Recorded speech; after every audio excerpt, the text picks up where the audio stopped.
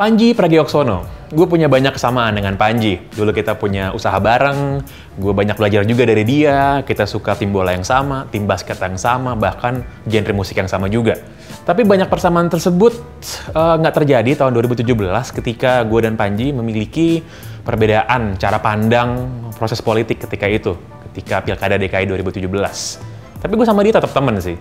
Dan kita suka ngobrol, dan kali ini gue ngobrol lagi dengan dia. Gue mau nanya-nanya bagaimana tindakan dia untuk nyebur ke dalam kolam politik, apakah berpengaruh positif atau negatif terhadap usahanya, terhadap bisnisnya, terhadap karirnya. Tapi selain itu, gue juga ngobrol soal tindakannya Panji yang 2 pekan lalu, dalam 1 minggu, 2 kali dia bikin headline. Kita lihat apa yang dikatakan oleh Panji.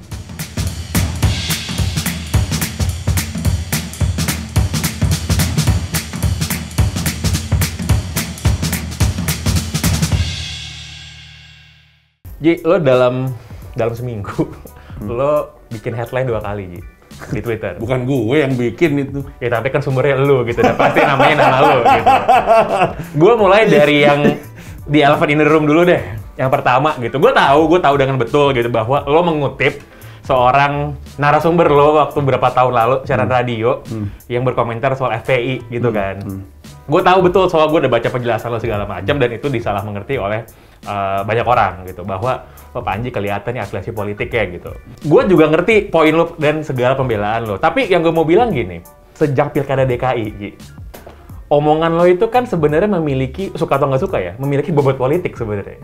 Yeah. Jadi mau intention lo kayak gimana, pasti ada bobot politik ya. Lo sadar nggak sih pas lo mengutip soal FPI itu bahwa omongan lo tuh bakal ada pengaruhnya gitu, walaupun itu bukan intention lo? Sadar. Sadar, dan udah kayak, ya gimana? Kayaknya gue hari ini nih, kayaknya gue dan Pak Tifatul Sembiring itu sama deh. Maksud gue, orangnya udah nggak berpolitik gitu. Seandainya dia bikin pernyataan, atau gue bikin pernyataan, pasti nanti dikait-kaitinnya sama afiliasi politik di masa lalu gitu. Tapi kan masa gue berhenti berpendapat apa yang gue yakini dan gue percayai, gue mau ngomong aja. Dan sebenarnya kan yang gue omongin kan konsisten dengan yang selama ini gue omongin, cuman banyak orang nggak tahu karena nggak nonton stand up gue aja. Lebih tepatnya nggak bayar untuk nonton stand up gue. Jadi gue tahu ada itu, ada bobot itu, dan ya gimana dong, gue nggak bisa menahan diri untuk ngomong. Nggak sedikit juga orang yang bilang bahwa nih Panji pasti ada agendanya nih, pasti emang sengaja, emang kelihatan aslinya lah. Setelah sekian lama warnanya makin kelihatan belangnya kayak gimana, dan nggak banyak yang bisa nerima bahwa lo tuh kemarin sebenarnya nggak ada tujuan apa-apa gitu. Apa yang mau lo bilang kepada orang-orang yang bilang kemarin lo punya agenda untuk mendukung FPI? Ya itu kan gue sempat nge-tweet, gue bilang, kepala gue tuh pusing beneran loh, mikirin kok bisa sih orang yang pro LGBT, pro legalisasi ganja, pro regulasi prostitusi, dianggap pro FPI. Nggak ngerti gue. Jadi kalau dengan semua yang gue yakini, susah kan untuk gue pro FPI, karena FPI nggak pro itu semua. Kabar baiknya adalah kalau FPI tiba-tiba pro gue, walaupun dengan 4 hal ini, berarti ada perubahan besar. Nggak, tapi gue justru bingung, karena kalau misalnya dibilang kemarin itu ada agendanya, yang kemarin itu udah pernah terjadi sebelum-sebelumnya. Di pertunjukan 20 Desember keadaan Kahraja gue ngomongin FPI, ngomongin Habib Rizik, tapi mungkin cenderung akan mudah ditangkap sama orang sebagai kayak sesuatu yang ngejelekin ya. Walaupun sih saya apa adanya aja. Terus stand up gue 2012 juga udah ngomongin kayak gitu. Blog yang jadi sumber juga Februari 2012 interviewnya. Gue ingat waktu itu rame si Boim, Harvans sama Nugi saat itu kan produser gue. Sebenarnya tahu persis kejadian seperti apa. Jadi ya gitulah, maksud gue orang mau ngomong apa juga terserah. Gue mah nggak ada pembelaan. Lo tadi bilang lo nggak berpolitik lagi. Apakah ketika Pilkada DKI terakhir lo berpolitik sebenarnya? Iyalah, kalau gue jubir. Iya. Kan lu yang bilang sama gue, lu bilang, ini mah kalau udah jabatan ini tercatat di KPU mah ini mah udah politik praktis gitu ya. Memang iya ternyata ya. Dan itu walaupun lo ingin menanggalkan itu ya, lo tadi bilang sudah tidak berpolitik lagi, tidak aktif lagi, tapi kan ya sekali lo nyebur pasti akan ke bawah-bawah. Sebenarnya kalau sekarang hubungan lo dengan Pak Anies tuh gimana sih? Kayak hubungan kita secara umum sama orang yang lebih terkenal sama kita. Kalau di WhatsApp nggak pernah bales, nanti kalau misalkan dia ada butuh suka WhatsApp tiba-tiba. Gitu ya? Gitu ya?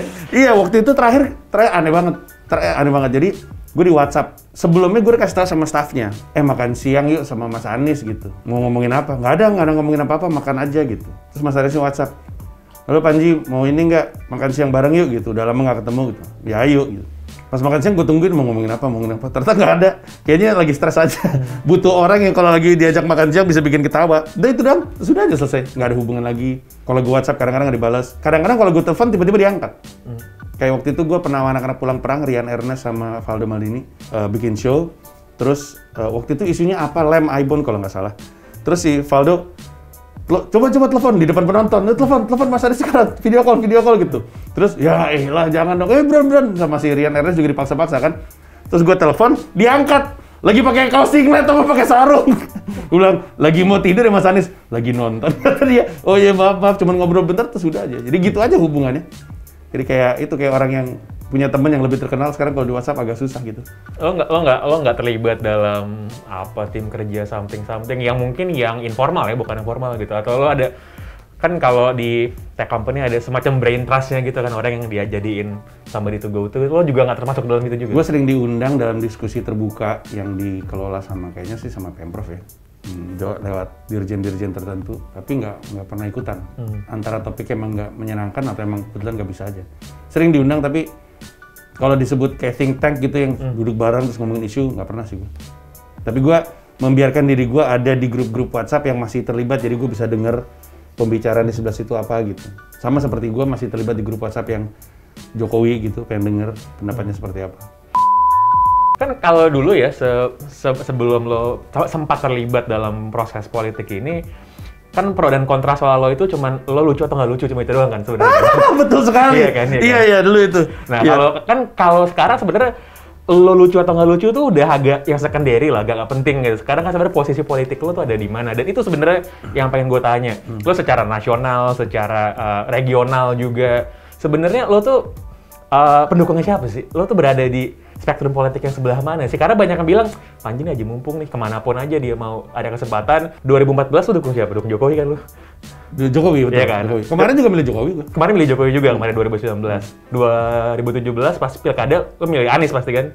2017? Ya kemarin, iya benar. Iya kan? Nah, sebelumnya pilkada 2012, itu yang sebelumnya lagi. Bang Faisal, tapi jatuhnya milihnya Pak Jokowi. Iya. Jokowi Ahok waktu itu. Oke. Jokowi BTP. Sorry. Nah, jadi gini, kalau lo hanya sebagai pemilih aja, lo kan bebas sih milih siapa aja gitu ya. Tapi kan karena lo seorang figur publik, punya massa juga, seberapapun kecil atau gedenya, sehingga orang lo jadi bertanya-tanya, lo tuh agenda politik lo apa sih sebenarnya? Lo tuh maunya apa sih? Gue nggak punya agenda politik secara spesifik, tapi orang yang nonton stand up gue bisa rada nandain apa yang lagi gue lakuin. Gue sih lagi ngajak kita riset RESET, riset tombol gitu, tombol riset bukan RISET. Riset aja dah, dari nol lagi aja gitu, karena kemarin ternyata kita tolol juga tuh berantem soal pilpres, orang empat-empatnya gabung dalam satu kabinet gitu. Udah kita ngeriset aja dari nol, karena di stand up gue tuh gue kanan kiri, ini gue serang, semuanya gue serang gitu. Sejak Kucing, sejak Pragiwaksono stand up comedy special itu, sejak itu ke sini udah, dan bahkan di situ ya di Pragiwaksono stand up comedy special yang di JCC itu yang ada beat Kucing itu, di situ gue udah bilang bahwa mendingan kita jalan ke tengah lagi deh. Terserah ada lu mau datangnya dari mana, tapi mending kita ngumpul di tengah dulu deh. Mending kita ada di tengah dulu, udah kita lihat-lihat aja, kita ketawain aja dulu semuanya gitu. Habis itu lebih enak untuk melakukan pilihan daripada dari kemarin-kemarin sampai dengan hari ini lu masih nyisi di satu sisi, karena lu kelihatan dari sisi gue kelihatan blow on di atasnya. Sulitan untuk objektif gitu. Misalnya nanti nih one day, ini kan untuk tadi follow up pertanyaan sebelumnya, kalau nanti temen lo, Pak Anies, maju kontestasi politik lagi yang lebih besar mungkin, apakah lo akan turun tangan membantu dan dalam kolam yang sama kayak kemarin? I see what you did there. Turun tangan. Orang suka banyak nanya soalnya, nanti kalau pilpres lu bakal bantuin Mas Anies atau enggak? Jawaban gua tuh enggak, karena sesuatu yang mau gue lakuin pada tahun tersebut. Tapi gue cuma bisa cerita sama lu off air. Lu udah tahu deh. Udah tahu. Ya itu nge. Oke. Jadi gue nggak, kalau terlibat secara praktis untuk bantuin, susah sekali untuk gue karena. Tapi lo mau? Enggak juga sih sebenarnya. Nggak tahu ya mau atau enggak ya. Kalau situasi lo mengizinkan deh gitu, lo akan berbuat hal yang sama nggak kayak pas pilkada kemarin? Nggak tahu, gue harus lihat kocokannya dulu sih. Tapi siapapun yang sekiranya membuat gue semangat untuk ngebantu, gue terus terang ragu gue bisa ngebantu pada tahun tersebut. Gitu. Oke, kita move on ke topik berikutnya. Tadi yang pertama kan udah tuh, yang kedua kehebohan berikutnya jam 00.44 ya. Itu mungkin akan jadi 4 digit angka yang akan terus diulang-ulang di Twitter selama berapa bulan ke depan. Panji nge-tweet. Karena gue udah lama kerja sama Panji kan dulu kan, jadi gue tahu lah gimana spiritnya gitu. Walaupun gue ditanya, lo dulu pernah di SMS atau di BBM jam 00.44 gak? Mungkin pernah kali ya. Pertanyaan gue adalah, orang-orang itu kan melihat dari konteks yang mereka nggak mengerti. Dan mereka nggak pernah, mungkin nggak pernah kerja sama lo juga, dan nggak tahu gimana nature kerjanya. Dan bukan cuma itu, lupa kalau gue di industri hiburan. Betul. Dan sekarang kan lagi rame soal work-life balance, right? Gitu kan, soal mental health, hubungannya sama iklim kerja, dan lain sebagainya. Yang mana, lo sangat easy lah, sangat gampang gitu untuk diserang. Ah, ini nih. The evil capitalist nih. Ya itu yang terjadi memang. Mengeksploitasi pekerja nih. Gitu. Nah, pertanyaannya adalah, lo abis sebelum atau sesudah itu lo baru mencat orang nggak? Karena lo kan bilang you fire people quick. Iya. Baru aja mencat orang. Baru mencat orang? Iya. Itu sudah apa sebelumnya? Sebelumnya. Sebelum lo nge-tweet itu? Oh enggak. Beberapa bulan sebelumnya. Bukan abis ngepecat terus nge-tweet, enggak. Karena gue ngelepas orang tuh cukup reguler. Apalagi dalam 2 tahun ke belakang. Tapi yang gue yakini, gue sadari belum tentu bener ya. Gue udah bahas juga di YouTube gue. Gue bilang, udah lihat. Ya soal dipecat itu baik kan. Ya maksud gue, terkait dengan waktu itu kita pernah bahas soal apa yang jadi rencana gue ke depan. Gue tuh nggak punya banyak waktu. Jadi gue nggak punya waktu untuk grooming orang. Antara lu adalah orang yang tepat untuk pekerjaan ini atau tidak gitu. Dan gue juga bilang bahwa skill bisa ditumbuhin. Kalau yang gue lihat masalahnya skill, gue tumbuhin deh. Cuman kalau masalahnya adalah karakter dan karakter nggak sesuai, gue nggak bisa gitu. Ya udah, daripada gue paksa, lu juga nggak mau pasti diomelin mulu sama gue. Mending dilepas biar lu punya ruang untuk nyari baiknya di mana gitu. Rata-rata sih masalah orang yang gue pecat tuh selalu 2 hal. Antara dia tahu yang dia suka, tapi dia nggak tahu bisanya apa.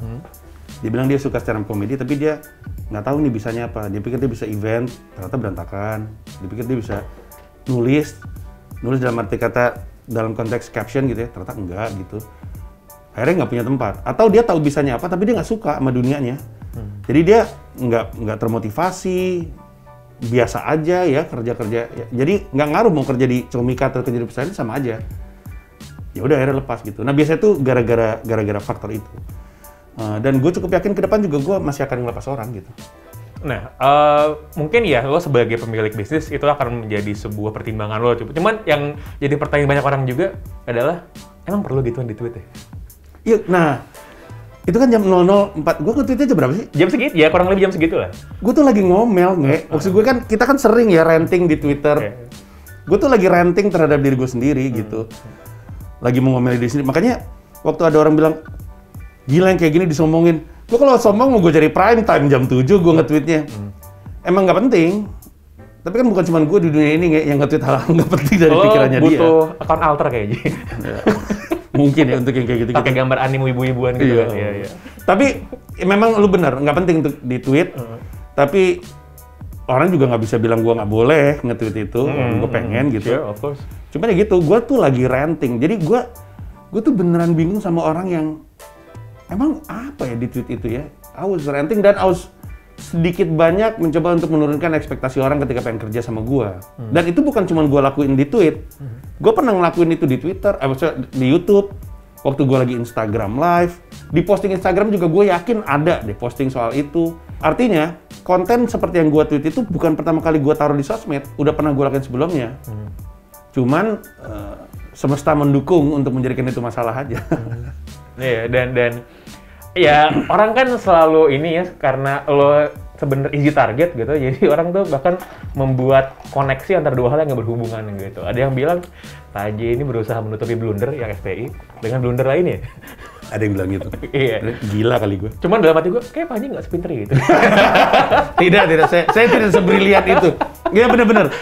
Oh, gue ngebalas DM, ada DM, Bang. Gue nggak tahu ini benar atau enggak.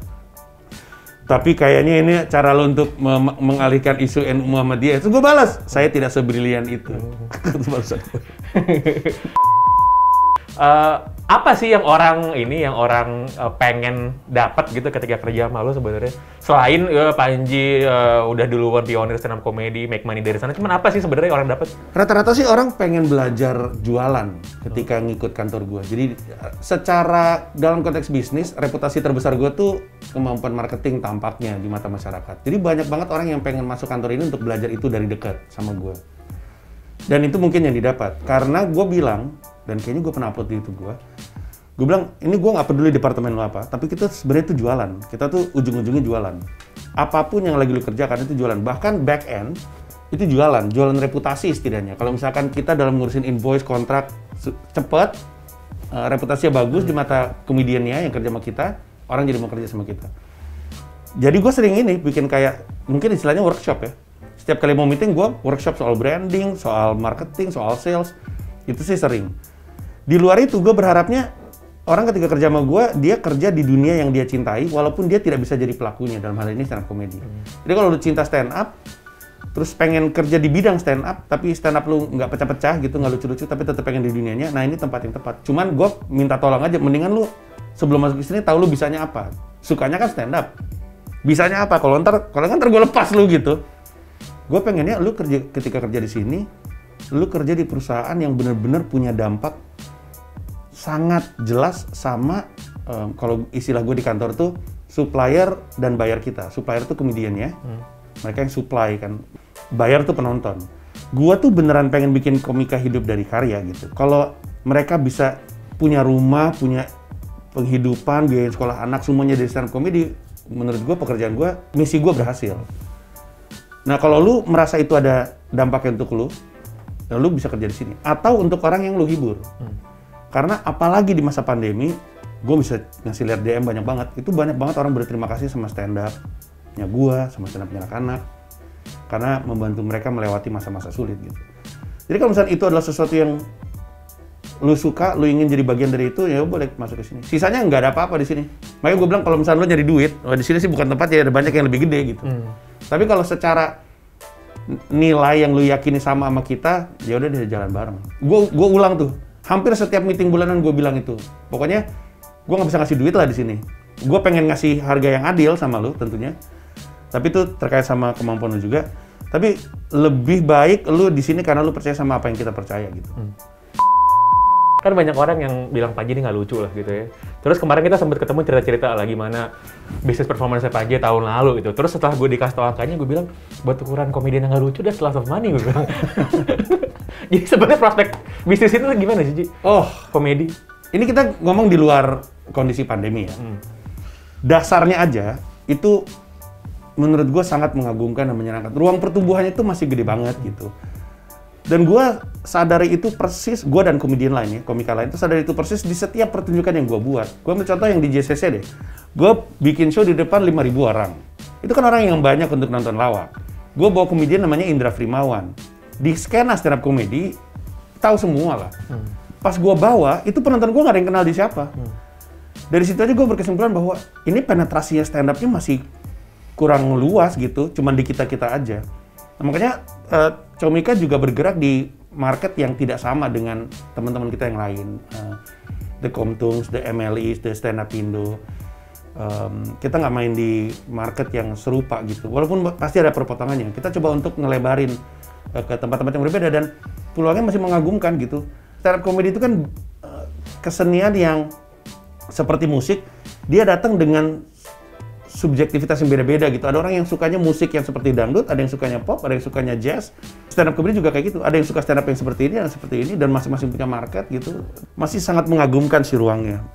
Itulah juga kenapa gue ngerasa gue juga bertanggung jawab untuk menumbuh kembangin area-area yang terkait dengan stand up comedy. Makanya kami masuk di dunia edukasi, pecahkan.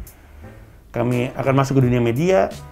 Kami masuk di dunia platform digital. Kami masuk di dunia promotor, di manajemen, dimanapun kami merchandising, dimanapun kami ngerasa bisa ikut ngegedein skena ini dan industrinya, kami terlibat karena itu gua rasa jadi kontribusinya Comika terhadap Indonesia gitu. dengan apa yang lo bangun dengan tim lo dengan perkembangan industri ini, apakah yang ini gue balik lagi ya, apakah yang lo lakukan dalam pentas politik itu memiliki korelasi langsung entah buruk ataupun baik atau nggak ada hubungannya sama sekali sebenarnya dengan bisnis lo? Apakah lo terasosiasi dengan Pak Anies gitu, lo terasosiasi menjadi pendukungnya seorang kontestan politik itu berpengaruh kepada bisnis lo? Ya, gue ngerti maksud pertanyaan lo ya. Tapi di gua tuh terasanya semua itu hanyalah sesuatu yang buntut-buntutnya harus diatasi secara marketing. Paham nggak maksud gue? Jadi kayak orang bilang keterlibatan Panji di pilkada itu akan ngeberatin Panji dalam jualan tiket karena core fanbase-nya hilang. Itu masalah marketing menurut gue. Oke, betul Panji mungkin ada market baru, boleh kita akuisisi itu. Tapi dalam konteks bisnis, gue nggak mau ninggalin ini. Muncullah pilihpanji.com itu. Pilihpanji.com kan adalah cara gue untuk udahlah, ngapain sih lu aneh-aneh gitu, yuk kita nonton startup lagi gitu. Karena panasnya serangan karena pilkada, itu turun 90% gara-gara pilihpanji.com.